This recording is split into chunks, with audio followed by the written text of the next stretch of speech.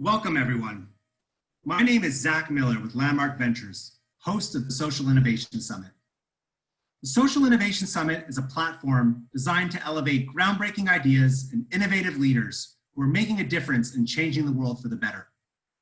As part of the Social Innovation Summit's annual events, we're honored to partner with organizations to amplify conversations, partnerships, and solutions around the biggest issues facing our world today. Throughout the summer, we are teaming up with AARP on a digital event series to talk with national leaders about issues that impact longer and healthier lives for all communities. We have all seen that the COVID-19 pandemic has further exposed inequalities that have long existed. And critically in this moment, we are seeing these issues rise to the surface. Although disheartening and absolutely frustrating, it gives us the opportunity to seize the moment to rebuild our communities to serve everyone equally, to help us ensure everyone is able to live longer and healthier lives. And that's what this series is all about. The spotlight on the cumulative disadvantages the most vulnerable members of our society face. Today's event will feature public and private sector leaders sharing bold solutions and unique insights for building a more resilient and inclusive economy, allowing people to live longer, healthier, and more productive lives as they age. We'll open with a keynote conversation with Michael Tubbs, Mayor of Stockton, California, and then dive into a panel featuring Chris Hughes, co-chair of the Economic Security Project, Tawanna, founder and CEO of the Center for Economic Inclusion, and Reuben, Teague, Vice President, Impact and Responsible Investments at Prudential Financial. Both conversations today will be moderated by a great friend of the Social Innovation Summit community, Tulaine Montgomery, Managing Partner at New Profit. We've sent all attendees a digital brochure with detailed agenda for today and our speaker bios, and are taking questions from the audience that will be asked during our panel discussion.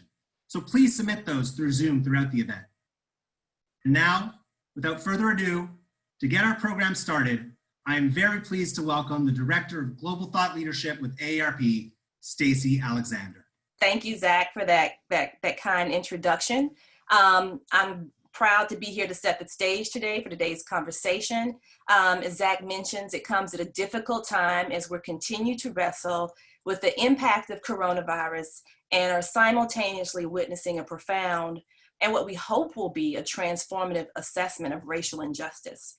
Under the leadership of our CEO, Joanne Jenkins, and our Chief Public Policy Officer, Deborah Whitman, we are working diligently to cultivate new ideas, inspire bold solutions, and connect with leaders like you on the question of how to ensure all of us can make the most of a longer and healthier life. Our experience with coronavirus has highlighted inequities that have long existed in our society. Communities of color are being hit hard by COVID-19, both in terms of their health and the economic impact of the recession. Our distinguished moderator yesterday said something that very much sums up this moment.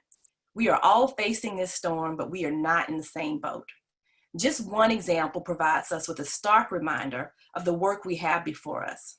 In New York City, residents of East Harlem live about 71 years, while those living a few blocks away in the Upper East Side have a life expectancy 2 decades longer of almost 90 years. Economic inequality across the lifespan inhibits the ability for people to live longer, healthier, more productive lives as they age. We must build more resilient and inclusive economies to ensure that individuals can absorb and bounce back from the financial shocks and the ups and downs that occur throughout the lifespan. At AARP, we work to develop and support policies and practices that empower people to choose how they live as they age. AARP is on the ground in all 50 states and U.S. territories working to advance this agenda, and we are engaging leaders from around the globe on policy solutions that could work right here at home. We've organized a substantial discussion today to build on that promise and to understand how we can construct a system so that all people can live a life of dignity, regardless of race, age, or income. I'm very glad that you can be with us for this discussion. We look forward to the conversation and to your questions. Thanks so much for your time today. Back to you, Zach. Thank you, Stacy. Now for our opening keynote interview, I'm honored to welcome a public sector leader who is unique in many ways. Not only is Michael Tubbs the youngest mayor in our nation's history, but he is also taking innovative approaches to addressing economic inequities in his community of Stockton, California. To moderate this keynote interview, I am very pleased to welcome Tulaine Montgomery, managing partner of New Profit, a venture philanthropy fund that is advancing equity and opportunity in America. Tulaine and Mayor Tubbs, welcome. It is such a pleasure to be here today with a man who I believe actually needs no introduction, but I am going to introduce him nonetheless. Mayor Tubbs, Mayor Michael Tubbs, who is the mayor of Stockton, California, who is, in addition to being, the youngest mayor of a large municipality in the history of this country, is also really pioneering some remarkable innovations that are meant to advance equity and opportunity in ways that could very well be a model for this country. So Mayor Tubbs, thank you for being with us today. Thank you so much for having me. Absolutely, my pleasure. So listen, before we get into the brilliant work that you're doing, I like to root us a little bit. And I feel like everybody has and needs a theme song. So my first question to you, sir, is going to be, what today is your theme song? We have theme songs that change every day, and the film made about your work, Stockton on My Mind, the HBO film, check it out. It sounds like or looks like God's Plan by Drake is your theme song, but I wonder, is that still the one or has it moved? Has it evolved? No, it's still the one. And actually today I was listening to another Drake song, Gold Roses, which I think is a theme song Okay. For today. But usually the theme song, it's either going to be something gospel or something Drake or something J. Cole for me. I love it. That resonates. For me today, my theme song is Stevie Wonder. Don't you worry about a thing. Trying my best to have a clear mind in these crazy times. So that's mine for the moment.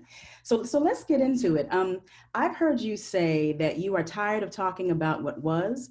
What you want to talk about is what is and what will be and how we'll get there. And so I wonder if you could paint a picture of the reinvented Stockton that you have in mind and that you're helping to make happen.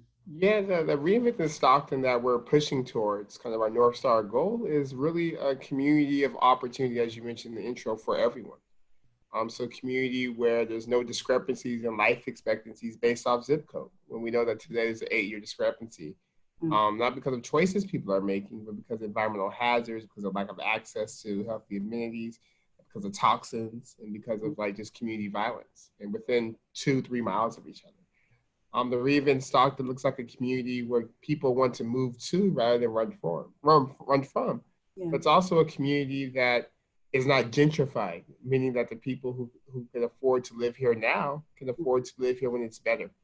That it's a community where everyone can find housing, whether you're the mayor, whether you're an essential worker, whether you're come from wealth, there's housing for you that you can afford. And the Reinvented Stockton looks like a community that's always striving to model the messiness of pluralistic democracy. The Stockton is so diverse, the most diverse city in this country. My council right now is 4 Republicans, 2 Democrats. Wow. And I think it's not always easy, but the Reinvented Stockton won't be a homogeneous community, but one that will have all the diversity and all the beauty and messiness that it entails, but use it as a way to push forward and to keep pushing. I love that. I love the sort of the messiness of the diversity. That's brilliant. Can you say a little bit more about that messiness? There's something in that. Talk about what that looks like. Yeah. Yeah, I think and the messiness isn't inherent in that. Diversity is a good thing. But the messiness comes from just what we've been taught about difference. What we've been taught about different perspectives, different point of views, and how oftentimes, and I'm thinking particularly in a partisan way, we allow that to limit us from kind of the conversations needed to actually move forward. That there's not going to be, particularly in local government, it's not going to be a left way or a right way to move. It'll be just how do we move forward. But I also think in terms of just race and gender and sexual orientation, but primarily just focusing on race for a little bit, just the messiness, because the beauty of diversity comes wrapped in with a ugly and beautiful history, but a history with a lot of horror, a lot of exclusion, Yep. a lot of marginalization, and a history that wouldn't be as bad, but for the fact it's still very much present and it's still very much with us today. And having to negotiate that and converse about that and talk about how to deal with that and have to kind of unteach ourselves what we've been taught about people who are different or why people may have different outcomes than what we see in our families or what we see in our neighborhoods. Is always messy and uncomfortable, but so necessary. So necessary. And what you just said made me think back to some comments that Wes Moore, CEO of the Robin Hood Foundation, offered in a conversation he had earlier with the AARP community and network in the social innovation space. He said that he and the other Wes Moore, right, who is the sort of focus of his first book, of Wes Moore's first book, that when Wes Moore went to visit the other Wes Moore, who was currently incarcerated serving a life sentence, that he said, are we products of our environment? And what Wes Moore said to him is, no, we're products of our expectations. And so I want to ask you about that, because you talked a lot about place and systems. And where do you, Mayor Tubbs, see the sort of distinction between, are we products of our environment or are we products of our expectations? And what do you see? But how does that hit? Yeah, I view it as a both and, right? I think that it's so important, particularly when we're talking about systems and structures that are unjust, to not deny people agency and to leave folks just as victims, as powerless, and to acquiesce any sense of pushing and making things better. But I also think it's dangerous to think that just by magical thinking or just by positive affirmations, which are important, I do them all the time, but just by that in of itself, that things magically get better and that the systems don't matter. Clearly they matter if there's so much energy around maintaining them. So what I tell myself, or how I frame it, is in this phrase, I say upset the setup, which I think balances this idea of having agency. That there's no excuse not to exercise agency. But it's also gaslighting to act as if there's not real structural barriers. There are real things and systems and forces and institutions that make it difficult, and that oftentimes, and to be just blatantly honest, that not the most courageous choice, but the most probably logical choice oftentimes is to not try, in a sense, because failure is more guaranteed than success for based off just some of the outcomes we're seeing, right? So I think that for me as a policymaker now, I do my best to, when I'm talking to kids and folks, to emphasize like agency, but not denying the fact that I have to emphasize agency because these structures are messed up. When I'm talking to my elected official friends, if I'm talking in a policy conversation, I overemphasize structure because I can't legislate how people behave. I can't legislate how people act. I can't legislate what they react to. And I do think people's expectations are shaped by their environment. So you can't even get to this conversation about expectations without creating the environments that will foster kind of positive expectations that lead to like more pro-social behaviors. Absolutely. And so there's no simple answer. It's a both and to your point, right? You know what I mean? Like, long way of saying it, that it's right complicated, right? And it's true. But we have to, us change makers, have to be able to hold that dissonance. We have to be able to focus on the structures and the individual agency, the love and the policy, the capital and the narrative, all of it. It all matters. And I see you addressing all those dimensions of change in your work. So I have a question for you.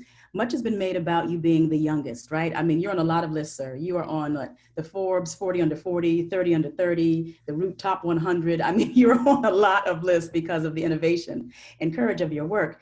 There's a lot we talk about when it comes to age. And, sometimes we talk as if change is sort of only reserved for the young. Sometimes we talk as if, we narrow the work, we narrow it. And so I want to have you just talk a little bit about, as a man whose youth has often been, named and recognized, how do you see people working across generations to create this reinvented world you describe?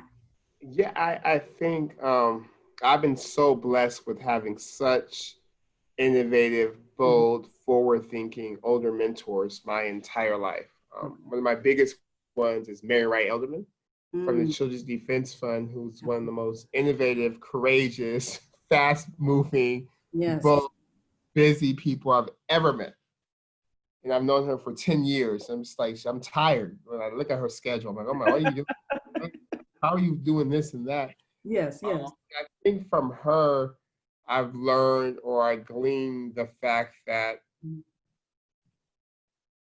you need to make space for longevity in doing this work, because it's not going to be done in your 30s. It's not going to be done in your 40s. She's in her 70s, 80s, still with many successes, but still fighting that fight. And she's been a great kind of mentor. And I think her role hasn't been just in mentoring, though, not just in giving advice, but also giving counsel, giving correction, and pushing.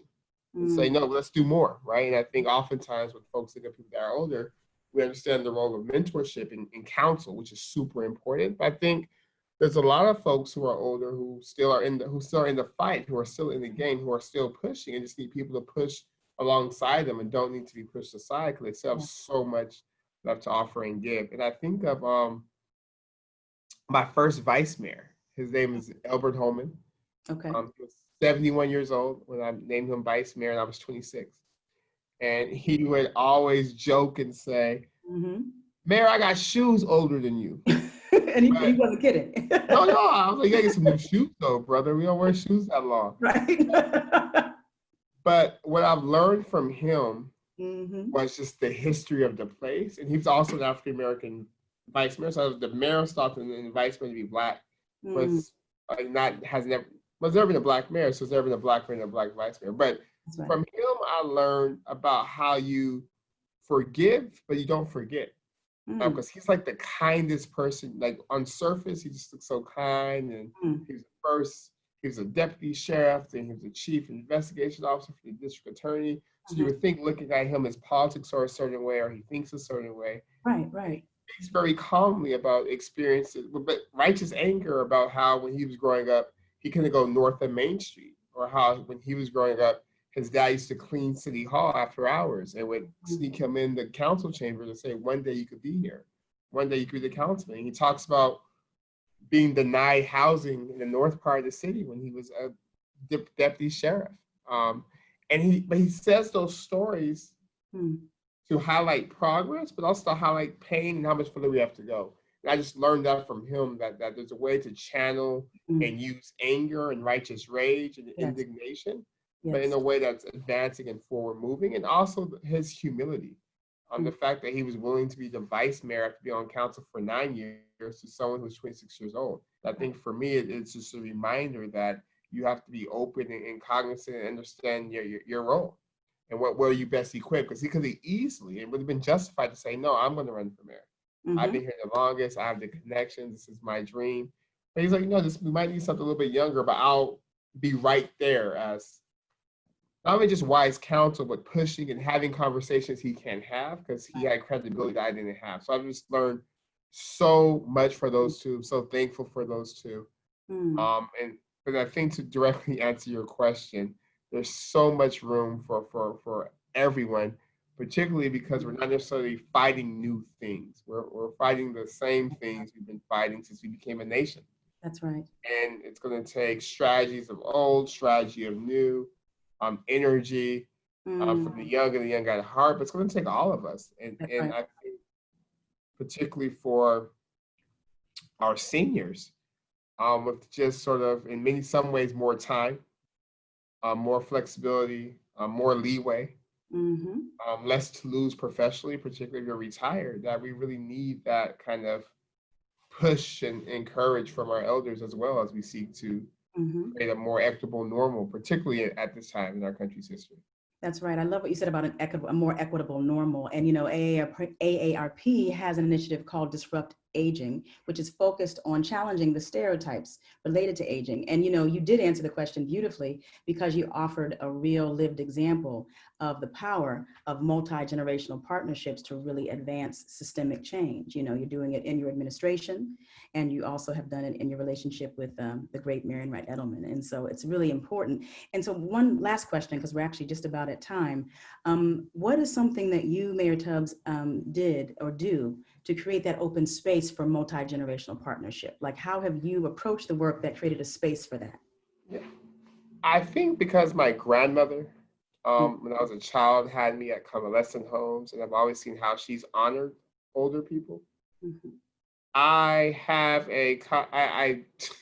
I spend a lot of time in communication, and I joke all the time that oftentimes I'm closer with kind of the people of influence in Stockton. I'm oftentimes closer with the matriarch or the patriarch than like their grandkids or even their kids. Like the elder, like the 70, 80-year-old, those are my people. Yes. The polling we've done, I polled the best with my folks 65 and older, regardless of party, regardless of race.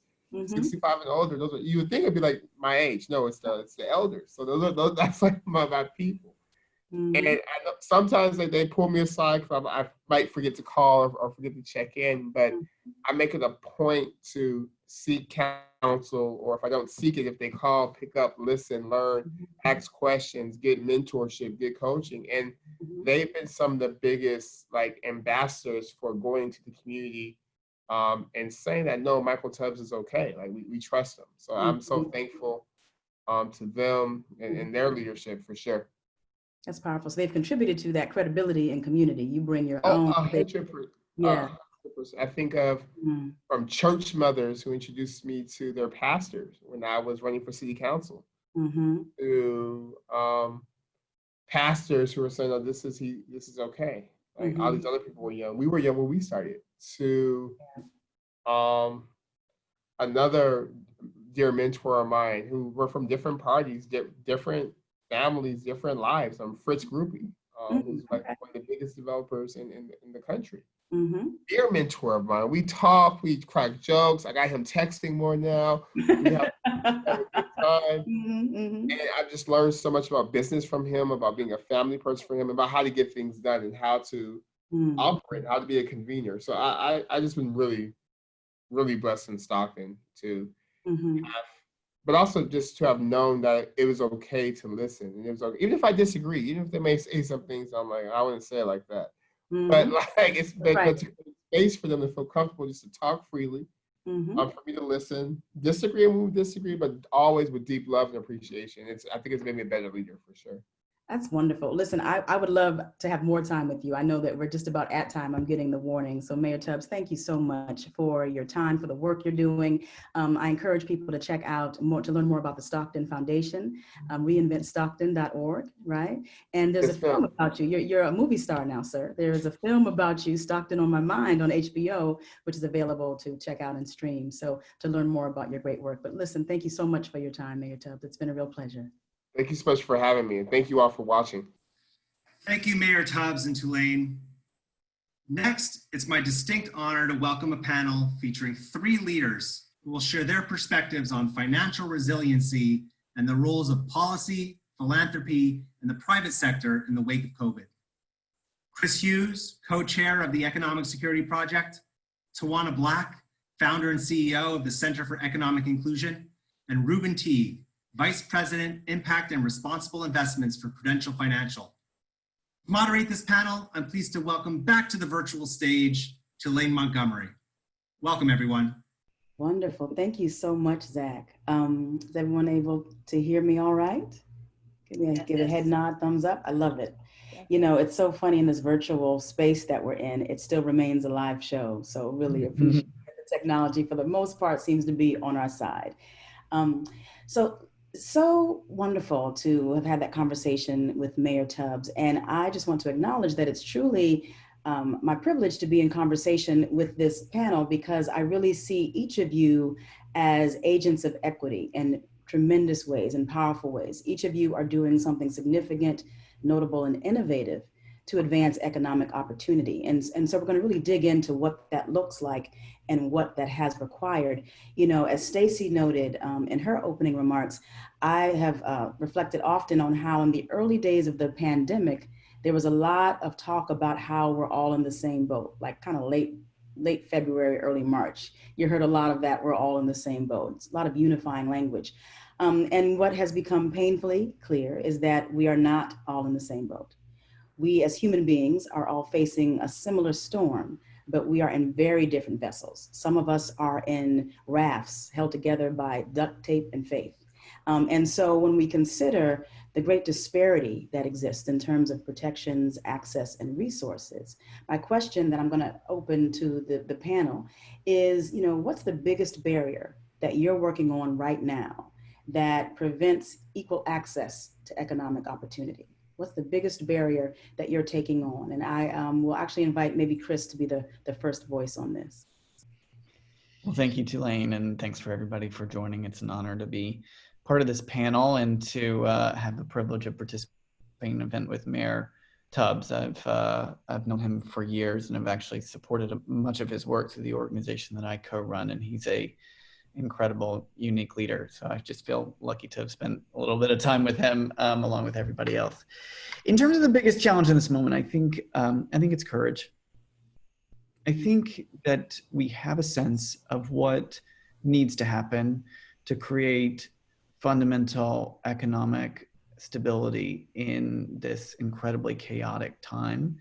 And we're waiting for legislators and others to step up to the plate, find compromise, and move forward. So the organization that I co-run focuses specifically on the power of recurring cash payments, particularly in crises like this, to provide a reliable source of income for people. Sometimes I think we overthink it when we think about, well, how are we going to help people in these moments, economically speaking? I'm not an epidemiologist, so I focus on the economic instability. And what we know is that when you provide people modest amounts of cash when they are really struggling, it moves fast, it moves wide, and it moves immediately into the economy with a stimulative kind of effect. We saw this in spring with the CARES Act. We had a one-time payment in that, which was great. Tens of millions of Americans got it. Guess what? It lasted on average about 10 days. Rent comes due every single month. Most of that money, 80% of people spent that money on groceries or rent or electric bills. And it's one of the reasons why I think the economy hasn't even had more damage. So I think right now the biggest challenge is finding the courage to push forward with additional payments and with regular payments, not necessarily forever and ever. We can talk about that some other day. Right now, I think what we need to face is the reality that we're in a historic economic and health crisis, and it's going to take historically bold solutions to restabilize a very unstable and erratic economy. I appreciate that, Chris. I hear you talking about the power of courage and also simplicity.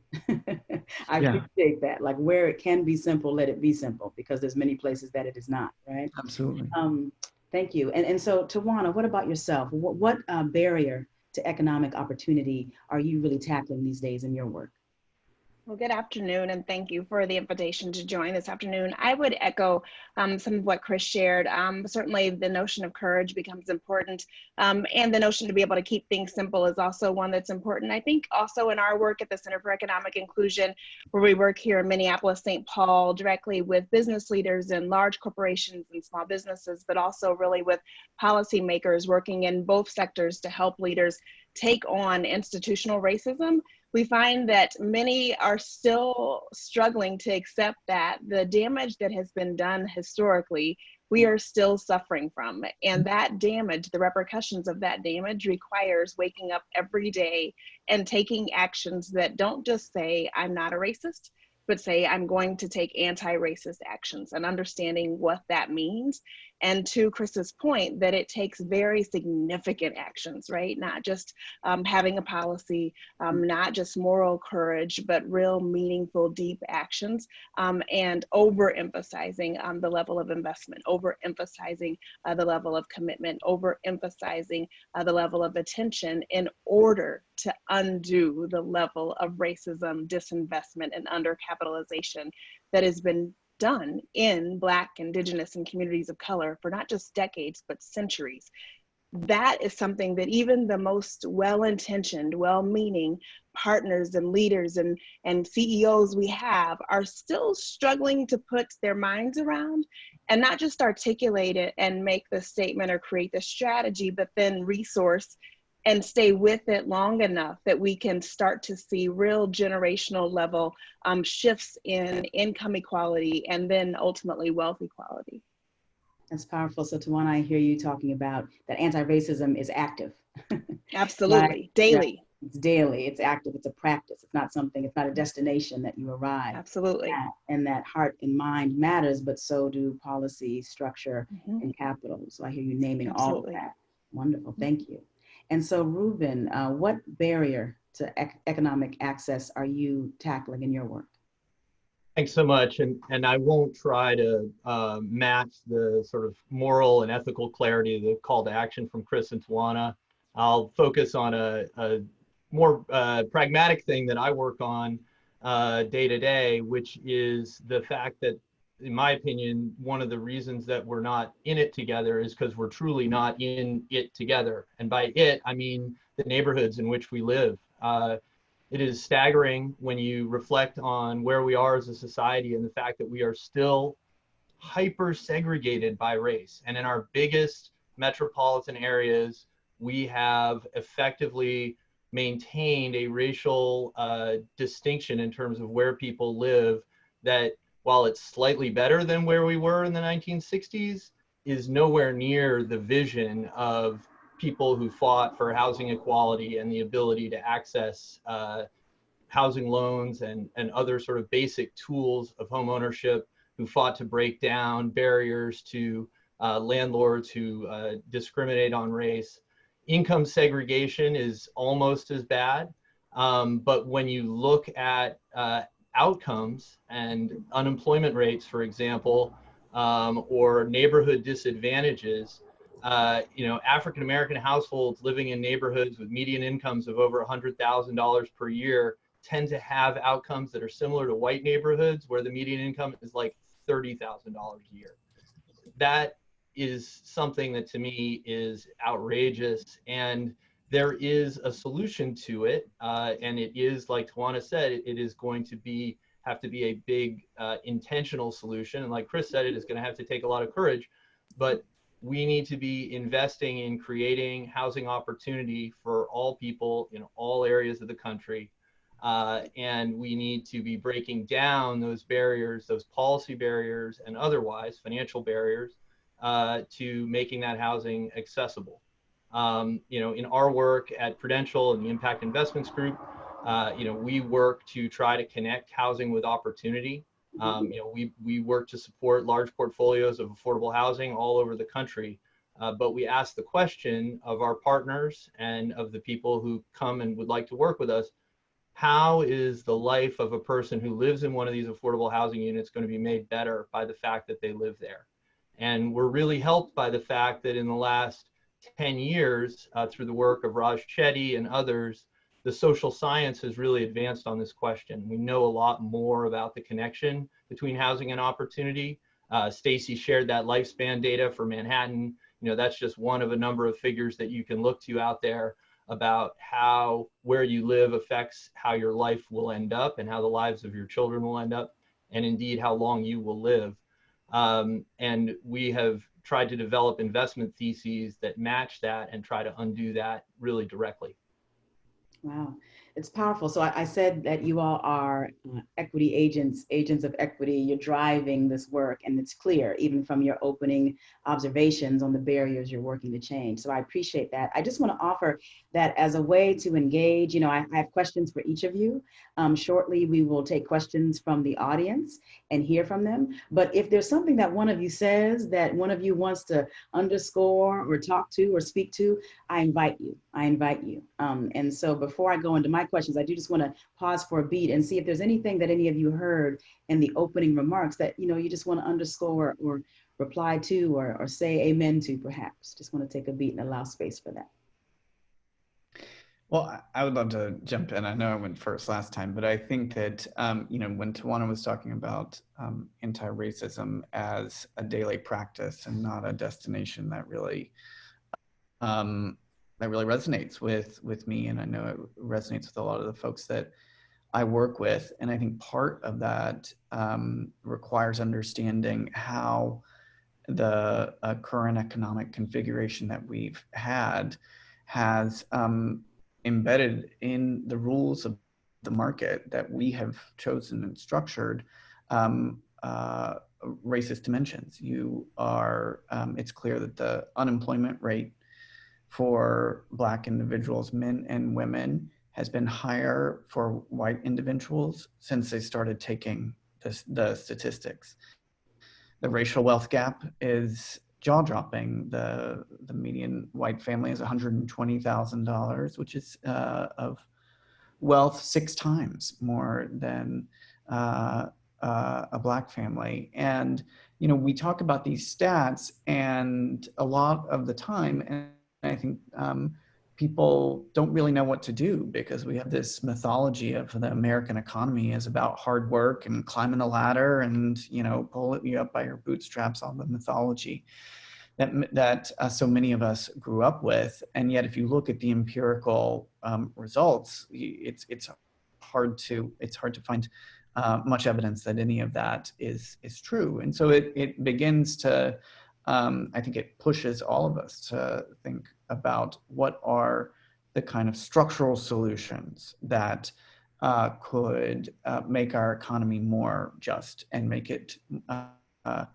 more anti-racist. And I think a key one of those is stability, and which is why I come back to an income floor as a key. And it's not the only thing. I don't want to sound like it's a silver bullet, but it takes us out of the frame of a free market that generally works well. Sometimes people lose, and we need a safety net to catch them. That, to me, is the old ideology for how the economy should work, and instead says rules and laws are always structuring markets in one way or another. We need to put guardrails on them. We've had 2 crises in the past 10 years that are once in a century kinds of crises that keep occurring. There will be, in the nature of capitalism, there'll be booms and busts moving forward, but we can make decisions that make that less intense, less painful, and people more resilient. And creating those guardrails has to be a fundamental, I think, policy priority if we care about racial and economic justice moving forward. I really appreciate that, Chris. And Reuben, I think I heard you right. You said that in the United States, that a neighborhood, a Black neighborhood, predominantly Black neighborhood with a median income of 100,000 has similar outcomes when compared to a predominantly white neighborhood with a median income of 30,000. Is that what you said? I thought I didn't hear you right for a moment. Okay. In a moment, I want to. I'm curious if you can offer a sentence or two on. Just say a little bit more about that. I think that's such a startling data point, and I'd love for you to say a little bit more about what that means. In your estimation. What it means is that there is a lot that happens below the surface of just income. I take Chris's point that, we could do a lot more in terms of how money is distributed in the United States. It's absolutely true. But I think that there's a lot that determines how neighborhoods get resources beyond just the income of the residents there. And income doesn't directly translate into political power. It doesn't necessarily translate into decision-making at the right levels for you. And I think that, as we've seen in the most stark terms, of course, in some of the most recent, notorious killings of Black people, it really doesn't matter how much money you might have in your pocket, how you get treated by a public actor. And I think some of these outcomes that we're talking about have to do with where are we building community health centers? Where are we making our streets safe for people to walk around? Where are we connecting people with transit to good jobs? All of those kinds of decisions, are a little bit different. And in addition, I think we also have a history of changing our patterns of living depending on where those resources are and crowding people out. Mayor Tubbs talked about the fact that his vision for the future of Stockton is one where, when Stockton is a really attractive place for people to live, the people that are there today can still live there and can still take advantage of that. And we do a lot of our work in Newark, New Jersey, which has a tremendous number of challenges as a city It went through, some of the worst of the racial segregation and redlining of the 20th century. But the mayor there has a very similar vision in that he wants Newark to be a really economically vibrant place. And he wants new people to come and live there, but he also wants it to be a great place for the Newarkers that have been there for a long time. And I think, that's the kind of decision-making and thoughtfulness that sort of goes a little bit beyond the fact that you might have middle income or high income people in a particular place. That's really, really helpful, Reuben. I live in DC, so those patterns and themes that you're talking about resonate quite a bit. Who gets to stay as things are developed and expanded in a city is a really powerful question. So Tawanna, I have a question for you. Mayor Tubbs talked about the power of place. And, I know you're doing so much powerful work in your hometown. You're doing so much powerful work in Minneapolis. And I'm just really curious and want to know, how are folks doing? Like, how is Minneapolis doing? How are people's spirits post the racial reconciliation that's happening there, especially in light of COVID? How are they?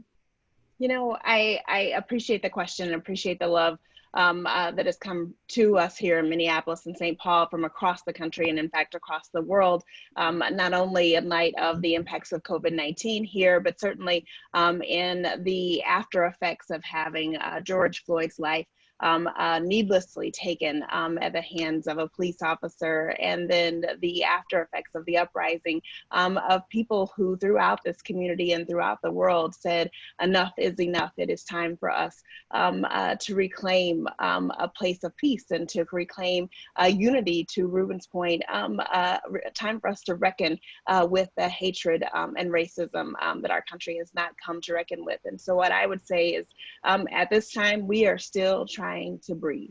We are still trying to find places and spaces of hope and opportunity. We are 24 hours after our primary election, and George Floyd's cry for his mom caused many Black women to answer that call and say, I will run for election, and start to change the dynamics in Minnesota, start to change the dynamics across Minneapolis, St. Paul.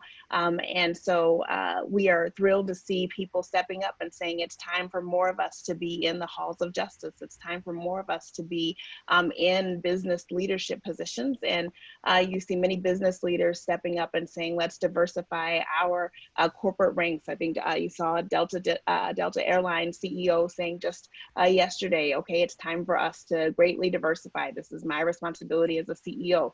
We've seen the same thing here in Minneapolis, St. Paul. And yet we know that it takes more than simply acknowledging the need for a goal. It takes more than making the declaration. We have been hurting for a long time. Our statistics haven't moved in a long time. Minneapolis, St. Paul has not closed its racial income gap for workers by more than $600 in 10 years. It hasn't closed by more than $600 in 10 years. People have been stuck despite millions. I didn't mean to speak over you, but these data points that almost, I have to like lean in and make sure that there wasn't an audio blip. Yeah, say that one more time. $521, according to Brookings Metro Monitor, is the amount that we've narrowed that gap over the 10-year period. And so that tells us that despite a lot of energy, a lot of work, a lot of policies, a lot of hiring, a lot of money, we've moved the needle not at all. And at the same time, the market has recovered quite dramatically. Minneapolis, St. Paul, this is a market where we get things done. We are known for being one of the best places in the country for everything except people who look like me and some other shade of brown. And so that means that it is not about not being successful, not being able to figure things out. This is about racism, and it's about entrenched systemic racism. And we know that, right? And so in some ways we're wrestling with then, okay, what do we do about that as a progressive state, as a state where our ideals would suggest we should not have those statistics? What do we do now to not just heal, but to really reconcile and become a place that's results exemplify the beliefs and ideals we've held? Well, I really appreciate hearing what's happening. I got chills because it's so moving to see and hear that, mothers are stepping up into these positions and that, business leaders are making commitments that are public. One of the concerns and skepticisms that's out there is that in this sort of era of, you know, just about every other day, there's another pledge, right? That this commitment to racial equity becomes performative. And that there's not a lot of accountability or teeth to it. And so I wonder, Tawanna, would love to have you begin, and I'd love to hear from others to this as well. You know, what are the things that you're doing or you're seeing that give you confidence that these pledges will actually result in change? Absolutely. I have deep appreciation for that question. It's the reason why I created the center 3 years ago, was that we're not in this place, I don't think, not only as a community, but every city that we're asked to come in and consult in across the country. I don't think we're here because of the absence of commitments or goal statements or the absence of diversity and inclusion officers. We have a lot of those. We're here though because of an absence of accountability. And frankly, when we created the center 3 years ago at our biggest convening to launch, many corporate leaders stood up and said, Tawanna, can you change the name to the Center for Accountability? Because often we know what to do. And one of you mentioned that, but we need somebody who reminds us, hey, you said you were going to do this. Yes. And you haven't done it. And so what our work has become about is doing just that, fostering that shared accountability across communities, so that it's not simply saying, does your supervisor hold you accountable? Does the CEO hold his or her suite accountable? But can the community hold business leaders accountable? And can those business leaders hold government accountable, right? How do we have circles of accountability, those constant feedback loops, but that actually drive meaningful accountability? How do we bring economics into this with a shared set of data points that are very public and transparent? And how does real change happen if we don't hit those indicators? But I think Reuben's right that it has to be about more than just the dollars and cents, such that it also becomes about how we create a community we want to have. Because right now, the absence of real equity and inclusion, the absence of communities and economies that work for all of us, is hurting all of us. We are all reckoning with the fact that we have chosen to ignore and sweep under the rug issues of inequality and inequity for so long that now those unequal systems and places are going to hit everyone's front door in ways I don't think any of us can reckon with. And so it has to become about the conversations I have with my neighbors as much as it does these conversations I have with CEOs through my computer. Absolutely. Well, listen, Tawanna, Chris, Reuben, I cannot believe the time is flying. I mean, I'm getting so much inspiration, information, and really guidance from you. And the audience wants to get in the mix too. So there are some questions that have come our way. And, you know, I want to manage expectations, prepare to be a little less than satisfied, because we're going to touch on questions. We will not resolve them fully, and we may not get to all the questions that get shared. So with that said, let's move forward. One question from our audience is, to what extent should we frame policy issues in terms of values, for example, community, solidarity, versus the sort of rugged individualism story? And you all spoke about this before. So again, to what extent should we frame policy issues in terms of values versus the sort of rugged individualism narrative in the US? And anyone who is inclined to jump into that, I welcome you. I feel like, Chris, you offered something in that. I can call on you too. I feel like, Chris, you had some perspective. I have many thoughts on this in the spirit of trying to be concise. I think we live in a time, for the past 30, 40 years, our entire ideology has been an ideology of individualism. I hear this every day, particularly when I talk, because my background's in the tech sector. I often talk to young people about some of these social challenges. And inevitably I get a question, can I just build an app for that? You know, which I think comes from a good place. There's a lot of entrepreneurial energy and people want to figure out solutions. However, I find myself saying that, you know, whether it's, we can't only turn to individual initiative. We can't only turn to the private sector to create solutions to these problems. And talking about either the nonprofit sector or public policy can be challenging at times, but when we do it well, we stop talking about government with a capital G, and instead we talk about our communities and the ways that we can create strong communities where we take care of one another. So that's why I think that inscribing this conversation in specific ideas in specific places makes it much easier to talk about how communities work. I mean, if there's anything the coronavirus has taught us, it's that, you know, we are highly interdependent creatures biologically and socially, and that we rely on each other for not only our health and sustenance, but for fulfillment and happiness. So I think that the short answer is we have to use a language of building strong communities and recognize that that's the only way that individuals, I think, are really going to flourish in the long term. But we need to be careful to do it in a way that isn't too abstract and gets concrete. Yeah, get tactical and practical. There's a question here I love. I love all the questions, but I'm going to call this one out. So we have come to appreciate that jobs in grocery stores and sort of caregivers are essential, right? But they still don't pay enough in terms of compensation for people to live a dignified life. You know, Chris, you've talked a lot about basic income, that $400 sort of threshold that so many people are facing. What changes can we make to the destabilizing experience of low wage work, less common? How can we address the fact that the very people who are essential for our society are not paid a living wage? Thoughts on that one? I mean, I'll take a stab at that. I think, you know, I think we've made some progress as a society in terms of recognizing what a living wage even is. But I think the understanding of what it costs to live in any given metro area is generally very, very weak. And I think policymakers have a pretty poor understanding of it a lot of the time.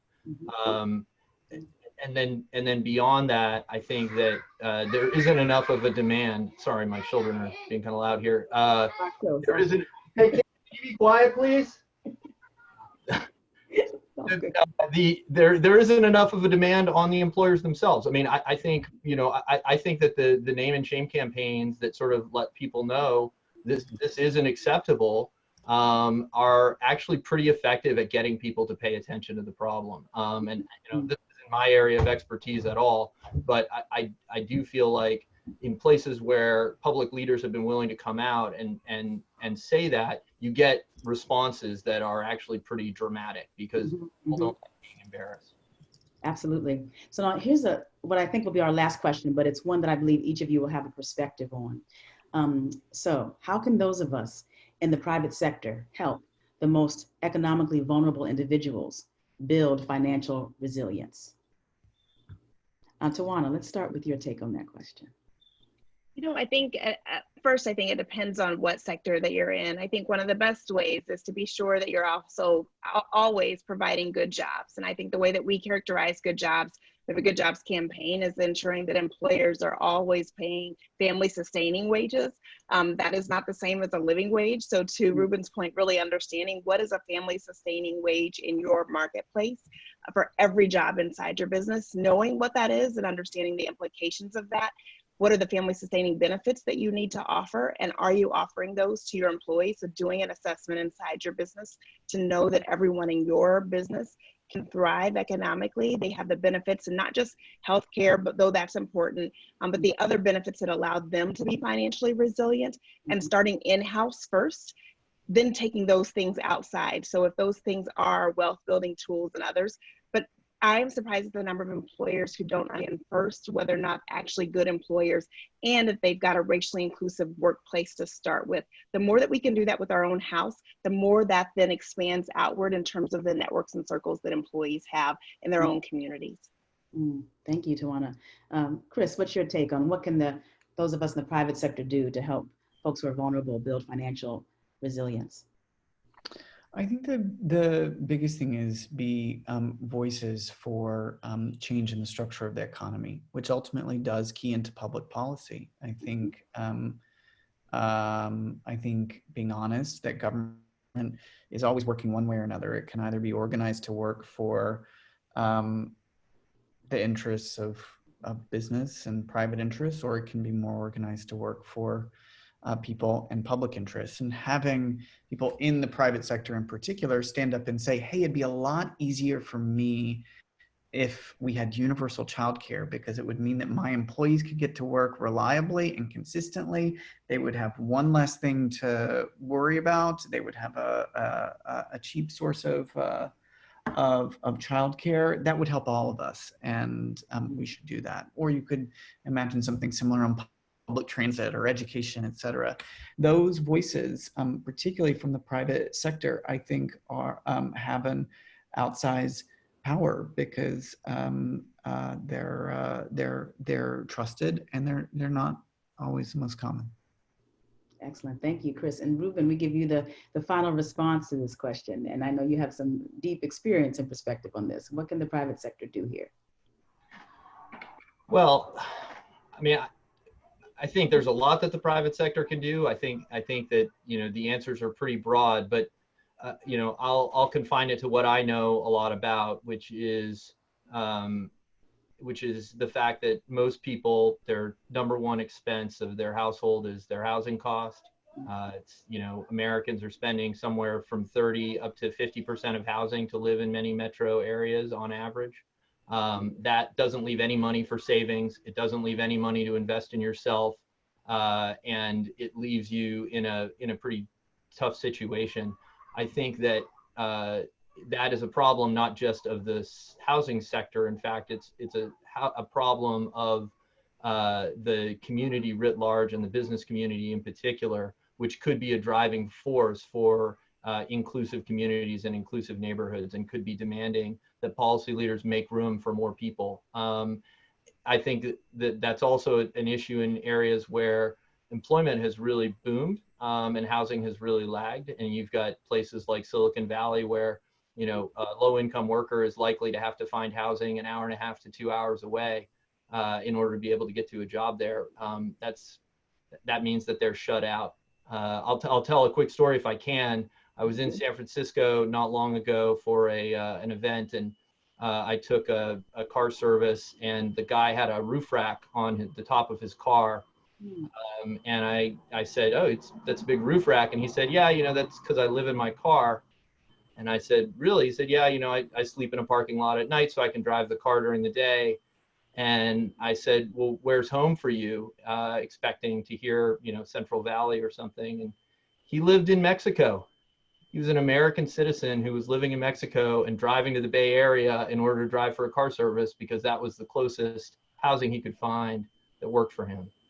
That just feels so broken that we would have people who are that dedicated, working that hard, using so much of their time to get from place to place. Wow. I really want to appreciate you, Reuben, for sharing that really painful story, because it is illustrative of, as you said, the multiple broken systems that had to interact for that story to be true, right? And it gives all of us real fodder for reflection as we figure out, as we try to diagnose what's even happening, you know, and where we need to put our attention. So I'd like to just thank each of you for, first and foremost, the work that you're doing in the world. And also thank you for your time with us today. I feel like the time really flew by, and there's so much more I would love to discuss with each of you, and I hope we can find another way to cross paths. But in the meantime, just really thank you. And so we're going to close. I'm going to pass it to the brilliant Stacey Alexander to move us forward. Thanks, Tulaine. Thanks so much for moderating this very wonderful conversation that was so rich in the information that all of our speakers provided us. Your unique insights for building a more resilient and inclusive economy, especially for those communities hardest hit by the pandemic, very much needed and very much appreciated. And thank you to all of you for being with us today. As Tulaine mentioned, the time felt too short, that the conversation could have continued, and the good news is that the conversation will continue. This is an ongoing series brought to you by AARP and the Social Innovation Summit on how we can build equity into our recovery from this pandemic and this continued economic crisis. So we ask you to continue to join us in the future. Our next conversation will take place on Thursday, August 27th. We are very excited to announce that we will be joined by Dr. Richard Besser, President and CEO of the Robert Wood Johnson Foundation.